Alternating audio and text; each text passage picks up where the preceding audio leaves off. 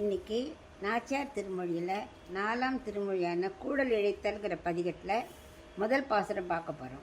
அதுக்கு முன்னாடி இந்த கூடல் இழைத்தல் அப்படின்னா என்னன்னாக்க, கூடல்ங்கிறது ஒரு அச்சேத்தனமான ஒரு பொருள் தான். அதாவது இப்போ நமக்கு ஒரு காரியம் ஆகணுன்னா நம்ம என்ன நினைப்போம், இந்த புக்கை திறப்போம், அந்த நம்பர் நம்ம நினைக்கிற நம்பர் வந்தால் ஒரு ரெட்டப்படையாக வந்ததுன்னா நம்ம பாஸ் ஆகிடுவோம் அப்படின்னு குழந்தைகள்லாம் நினைக்கும் இல்லையா. அந்த மாதிரி நினைக்கிறது. இந்த கூடல்ங்கிறது என்ன ஒரு இதுனாக்க, ஒரு வட்டம் போட்டுப்பாளாம், பெரிய வட்டம். அதுக்கப்புறம் உள்ளுக்குள்ளே சின்ன சின்ன வட்டமாக போட்டுட்டே வருவாளாம். அதுக்கப்புறம் கவுண்ட் பண்ணால் அது ரெட்டப்படையில் வந்தால் அவள் நினச்ச காரியம் நடக்குமா, ஒத்தப்படையில் வந்தால் நடக்காது. இப்படி ஒரு விளையாட்டு ஐதீகம் அவள் ஆண்டாள் வச்சுன்னு இருக்கா. நான் நினைக்கிறது நடக்கணுமானா நீ ரெட்டப்படையில் வரணும்னு அந்த கூடலில் பிரார்த்திக்கிறா.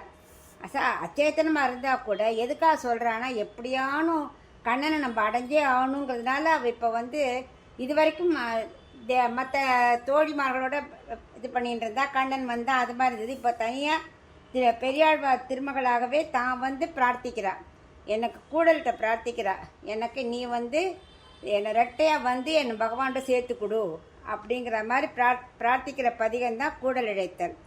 இது கொஞ்சம் முன்னுரையாக சொல்லியிருக்கேன்.